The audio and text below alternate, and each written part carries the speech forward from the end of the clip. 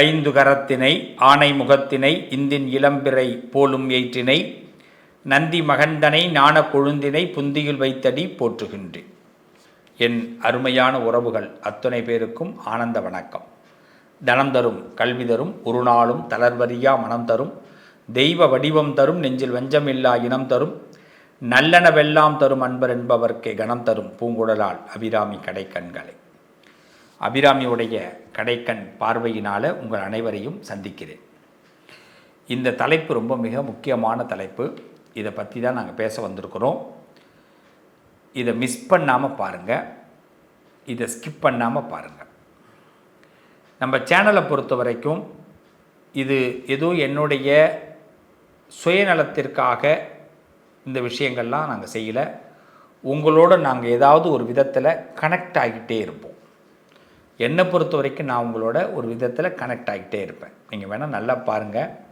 உங்களுக்கு எப்பெல்லாம் ஏதாவது ஒரு விஷயத்தை யோசிக்கிறீங்க, இதை இந்த சேனலை நீங்கள் எப்போயாவது பார்க்க வேண்டிய கட்டாயம் ஏற்படுது, ஏதோ ஒரு ஸ்க்ரோல் பண்ணும்போது இந்த வீடியோ உங்கள் கண்ணில் பட்டுடுச்சு அப்படின்னா ஒரு நிமிஷம் நின்று அந்த வீடியோ பார்த்துருங்க. ஏதோ ஒரு இன்டிமேஷனை தான் கடவுள் நமக்கு உணர்த்துறார் அப்படிங்கிறது தான் உண்மையான அர்த்தம். ஏதோ ஒரு இன்டிமேஷன், உனக்கு இது நடக்க போகுது, இந்த இடத்துல நீ கேர்ஃபுல்லாக இரு, இது உனக்கு நடக்காது அப்படிங்கிறத அந்த வீடியோ உணர்த்தப்படும். நிறைய பேர் கூட சொல்லுவாங்க, எங்களுக்கு இந்த வாரராசி பலன் போடும் போதெல்லாம் சொல்லுவாங்க டேட் போடுங்க அப்படின்வாங்க.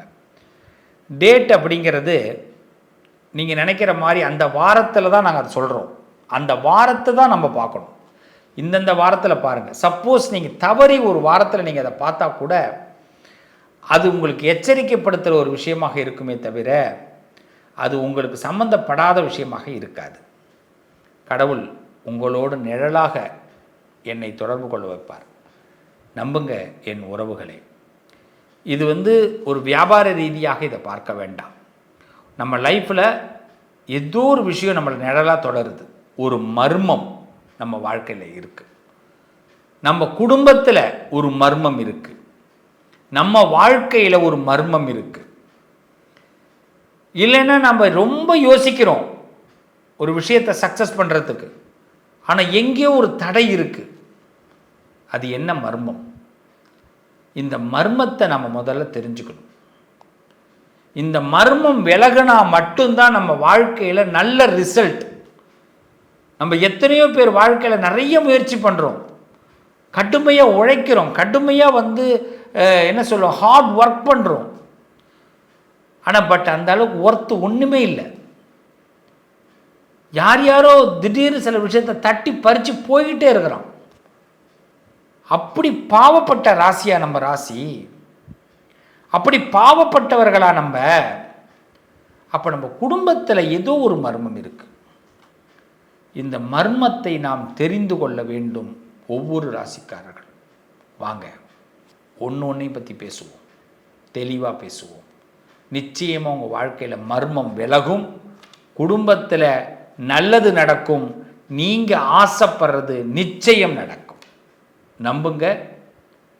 உள்ள வாங்க பார்ப்போம்.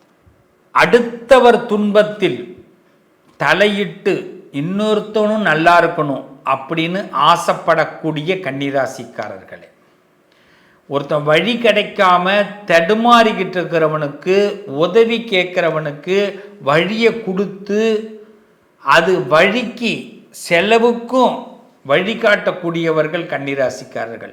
இவ்வளவு நல்ல குணம் கொண்டவர்களுக்கு பார்த்தீங்கன்னா, இந்த தர்ம காரியம் ஒரு பக்கம் பண்ணுறோம், ரொம்ப நல்லது செய்கிறோம், சம்பாதிக்கிறதுல கூட 10 ரூபாயை பார்த்து வாங்கணும், நீங்கள் என்ன கொடுக்குறீங்களோ கொடுங்க பரவாயில்லன்னு வாங்கிக்கிற அளவுக்கு தான் இந்த கன்னிராசிக்காரர்கள் இருப்பாங்க. பேரம் பேச தெரியாது. யாருக்கிட்ட குறைச்சி வாங்கணுமோ எல்லாத்தையும் குறைச்சி வாங்குவாங்க, யாருக்கிட்ட அதிகமாக வாங்கணுமோ வசதி உள்ளவங்கள்ட்ட எப்படி வாங்கணுமோ வாங்குவாங்க. ஆனால் தர்மம்னு ஒன்று இருந்துக்கிட்டே இருக்கும். அப்படிப்பட்ட தர்மம் படைத்த கன்னிராசிக்கு குடும்பத்தில் பார்த்தீங்கன்னா ஏதோ ஒரு மர்மம் ஜாதகத்திலையும் குடும்பத்திலையும் இருந்துக்கிட்டே இருக்கும். முதல்ல குடும்ப வாழ்க்கை நிம்மதி இருக்காது. குடும்ப வாழ்க்கையில் நிம்மதி இருக்காது. கன்னிராசிக்கு முதல் சாபமே அதுதான். கணவன் மனைவிக்குள்ள பெரிய பிரச்சனைகளை சந்திக்கணும். சில வீட்டில் பார்த்தீங்கன்னா கணவன் ஒரு பக்கம் மனைவி ஒரு பக்கம் இருப்பாங்க.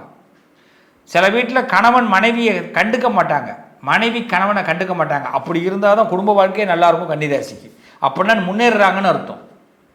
கணவனோட கட்டுப்பாட்டில் மனைவியுடைய கட்டுப்பாட்டில் 2 பேரும் இருந்தாங்கன்னா அந்த குடும்பத்துக்கு விமோச்சனமே கிடையாது கன்னிராசிக்கு. இதுவே ஒரு மர்மம், இதுவே ஒரு சாபம். கன்னிராசிக்காரவங்க குடும்பம் நல்லா இருக்குது அப்படின்னா ஒன்று கணவனோட நிர்வாகத்தை மனைவி கண்டுக்க மாட்டாங்க, மனைவியோட நிர்வாகத்தை கணவன் கண்டுக்க மாட்டாங்க, விட்டு கொடுத்துருவாங்க.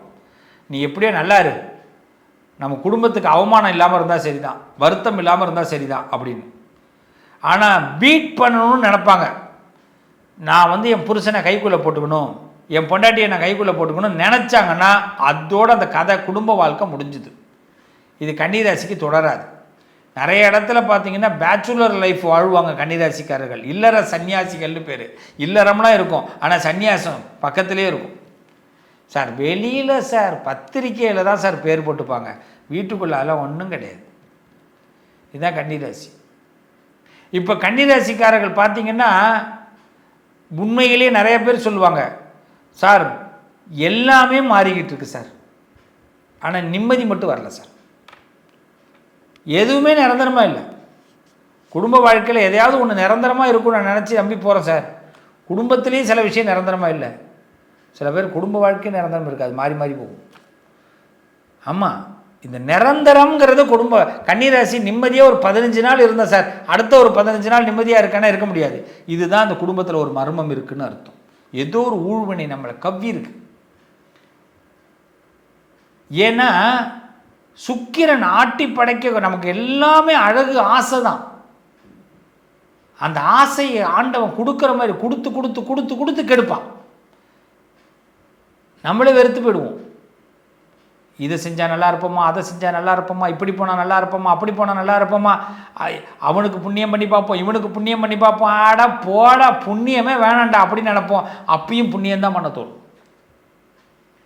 அப்போ கன்னிராசிக்காரர்கள் மனசில் நல்லதையே நினச்சாலும் நல்லது படியே வாழ்ந்தாலுமே குடும்பத்தில் அந்த மர்மம் தொடர்ந்துக்கிட்டே இருக்கும், நிழல் போல தொடரும். நான் 3 பரிகாரம் சொல்கிறேன், அதை மட்டும் கன்னிராசிக்காரர்கள் அவசியம் செய்யுங்க.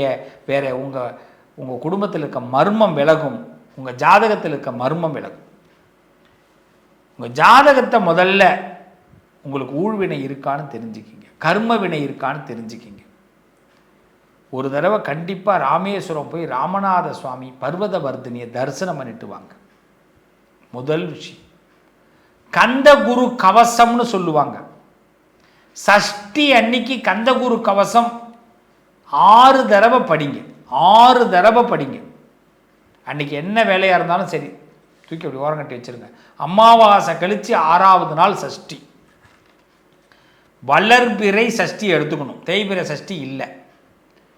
இதில் நிறைய பேருக்கு குழப்பம், வளர்பிறை சஷ்டியா தேய்பிறை சஷ்டியா. அமாவாசை கழித்து 6வது நாள் இந்த வளர்பிறை சஷ்டியில் 6 தடவை கந்த குரு கவசம் படிங்க. கந்த குரு கவசம் ராமேஸ்வரம் போயிட்டு வரணும், கந்த குரு கவசம் படிக்கணும்.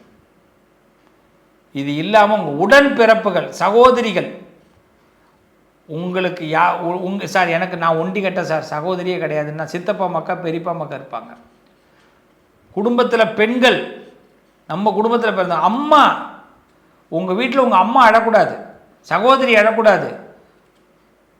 உங்களுக்கு எவ்வளோ பெரிய லாபம் வந்தாலும் நட்டமாக போடும். இதுதான் நடந்துக்கிட்டு இருக்கு. உங்கள் குடும்பத்தில் உள்ளவங்க தான் நமக்கு கெடுதல். அது சகோதரனாக இருக்கட்டும், சகோதரியாக இருக்கட்டும். இவங்க நம்மளை சபிச்சுக்கிட்டே இருப்பாங்க. அவங்கள்ட்டலாம் ஒன்றும் ஆசீர்வாதம் வாங்க இல்லை, அவங்க பர்த்டே அன்னைக்கு இல்லை அவங்களுக்கு நல்ல நாள் பெருநாளில் ஒரு ஏதாவது ஒரு கிஃப்டை பண்ணி விட்டு தொலைங்க. வேறு என்ன பண்ணுறது, பிறந்துட்டோம், இதெல்லாம் செஞ்சாகணும். நம்ம நல்லது நேரத்தில் கெடுத்துருதுங்க இதுங்கெல்லாம். பல நேரங்களில் அந்த ஒரு ஓலம்னு சொல்லுவாங்க, அவன் மட்டும் நல்லா இருக்கான் பாரு அப்படின்வாங்க. நாம் இங்கே நல்லா இருக்கிறதுக்கு சின்ன பின்ன பட்டுக்கிட்டு கிடப்போம். நல்லா இருக்கணும்னா நல்ல எண்ணம் இருந்தால் நல்லா இருக்க போகிறோம். நம்ம நல்ல எண்ணம் இருக்குது, ஓடிக்கிட்டு இருக்கு. நம்மளோட கூட பிறந்ததுக்கெல்லாம் நல்ல எண்ணம் இல்லை, தவிச்சிக்கிட்டு கிடக்கும். அதை நம்ம சொல்ல முடியுமா? உடனே நம்ம என்ன பண்ணணும், அதெல்லாம் நம்ம பேசினா லாஜிக்கில் வராது, இன்னும் கர்மா போய் சேரும், இன்னும் மர்மமாக போகும், ஒன்றுமே நமக்கு புரியாது. சார் எல்லாமே பவுனு வாங்க போனேன் சார், பவுனு வாங்கினேன் சார், மறுநாள்லேருந்து பவுனு விலை குறையுது சார்னு வாங்க. கன்னிராசிக்காரங்களோட நிலைமை ரொம்ப கஷ்டம். அப்போ கன்னிராசிக்காரங்கள் ஈஸியாக முடியறது கஷ்டமாகும். ஆனால் மற்றவன் ஏமாத்தணும்னு ஒருத்தன் வரானே உடனே கன்னிராசி ஏமாற்றிவிடலாம், பலகீனத்தை தான் கொடுப்பாங்க. அப்போ இந்த குடும்பத்தில் இருக்கிற மர்மம் உங்களுடைய பலகீனம். நீங்கள் என்ன பண்ணுறீங்க, முதல்ல ஒன்று செஞ்சிடுறீங்க, தொடர்ந்து உங்களுக்கு ஒருத்தவங்களை பிடிக்கலைன்னா செய்யாமல் விட்றீங்க, அவங்களுக்கு அது பிடிக்க மாட்டேங்குது. நான் கெட்டவன ஆனாலும் நீ எனக்கு தொடர்ந்து செய்யணுங்கிறாங்க. நான் என் மனசு கெட்டு போயிடுச்சு ஆனாலும் நீ எனக்கு தொடர்ந்து செய்யணும். இதை கன்னிராசியால் அக்செப்ட் பண்ண முடியாது. அப்போ அவசியம் கன்னிராசிக்காரங்க உடன்பிறப்புகளுக்கு ஏதாவது ஒரு உதவி செஞ்சு விட்டுருங்க, இந்த மர்மத்தை விளக்குங்க. பௌர்ணமி எவ்ரி பௌர்ணமி, ஒரு பௌர்ணமி 2 பௌர்ணமி இல்லை, உங்கள் குலதெய்வத்தை வழிபாடு பண்ணுங்க. கன்னிராசிக்காரர்கள் அவசியம் வழிபாடு பண்ணுங்க. பௌர்ணமி அன்னைக்கு ஏதாவது ஒரு பெண்ணை வீட்டுக்கு கூப்பிட்டு அவங்களுக்கு சாப்பாடு போட்டு அனுப்புங்க. ஒரு பெண்ணை, ஒரு சுமங்கலியை வீட்டில் முடிஞ்சால் உடன்பிறப்புகளை கூப்பிடுங்க. ஒரு 7லேருந்து 9 பௌர்ணமி அவசியம் செய்யுங்க. உங்கள் வீட்டில் இருக்கிற மர்மம் விலகும், உங்கள் ஜாதகத்தில் இருக்கிற மர்மம் விலகும். இந்த ஜென்மா எடுத்ததுக்கான பலன் கிடைக்கும். ஏண்டா இந்த ஜென்மாவை எனக்கு கொடுத்த, இப்படி செஞ்சு கெட்ட பேர் வாங்குறனடா, முடியலடா என்னால் டே அப்படின்னு கடவுளையே பார்த்து நம்ம கேட்போம். அப்படிப்பட்ட கடவுள் தான் இப்போ உங்களுக்கு சொல்கிறார் நினச்சிங்க. உங்களுக்கு கண்டிப்பாக இந்த மர்மம் விலகப் போகிறது. உங்கள் வாழ்க்கையில் நல்லது நடக்கப் போகிறது, நல்லது நிச்சயம் நடக்கும். சொன்னதை செய்யுங்க. இதுவரைக்கும் இருந்த இடைஞ்சல்கள், கஷ்டங்கள், வருத்தங்கள் எல்லாம் விலகப் போகுது, அடியோடு விலகப் போகுது. வாழையடி வாழையாக நல்ல வாழ்க்கை வாழ போகிறீங்க, நல்லது நடக்கும். நட்புகள் அனைவருக்கும் என்னுடைய செய்தி என்னென்னா, நம்ம வீட்டில் இருக்கிற மர்மம் அப்படிங்கிறது ஜோதிட ரீதியாகவும் குடும்ப ரீதியாகவும் நம்ம ரொம்ப கவனமாக பார்த்துக்குங்க. நம்ம தாத்தா எப்படி இருந்தாரோ அது பேரனை பாதிக்கும். தாத்தா நல்லது பண்ணால் பேரனுக்கு நல்லது நடக்கும், பேத்திக்கு நல்லது நடக்கும். அவ்வளோதான், ரொம்ப சிம்பிள். ஒரு வம்சம் இன்னொரு கேப் விட்டு அடுத்த வம்சத்தில் பிரச்சனையை உண்டாக்குது. இது குடும்பத்தில் இருக்கிற மர்மம். அடுத்தது தெய்வ குறைபாடுகள். நம்ம ஏதாவது ஒன்று வேண்டிக்கிட்டு செய்யாமல் இருக்கிறது ஒரு மர்மம். 3வது, சிலரை ரொம்ப வருத்தப்பட வைக்கிறது. வீட்டில் பெற்றவங்க இருப்பாங்க, வயசான பாட்டி தாத்தா இருப்பாங்க, அவங்கள ரொம்ப வருத்தப்பட வைப்போம், அவங்கள கேவலமாக பார்ப்போம். அது மர்மத்தில் போய் மாட்டிக்கும், நமக்கு நடக்க வேண்டியது நடக்காது. அடுத்து, நம்மளோட கூட பணியாளர்கள், வேலை பார்க்குறவங்க, நம்மளோட கீழ் நிலையில் இருப்பாங்க. எல்லாருமே மேலே ஆனவங்க யாருமே கிடையாது. மேலோர்கள் ஒரு வார்த்தை ஒன்று சொல்லுவாங்க, என்னை விட மேலோன் யாரும் இல்லை, என்னை விட கீழோன் யாரும் இல்லை. இதை புரிஞ்சுக்கணும். நம்மளை விட மேலோன் யாருமே இல்லை எண்ணத்தில், நம்மளை விட கீழோன் யாரும் இல்லை கெட்ட புத்தியில். இந்த கெட்ட புத்தி என்ன பண்ணும் அப்படின்னா, ஒருத்தவங்களை சீப்பாக நம்ம எடை போட்டுடும். இதுவும் மர்மத்துக்குள்ளே போயிடும். இந்த கர்மா தான் மர்மம்.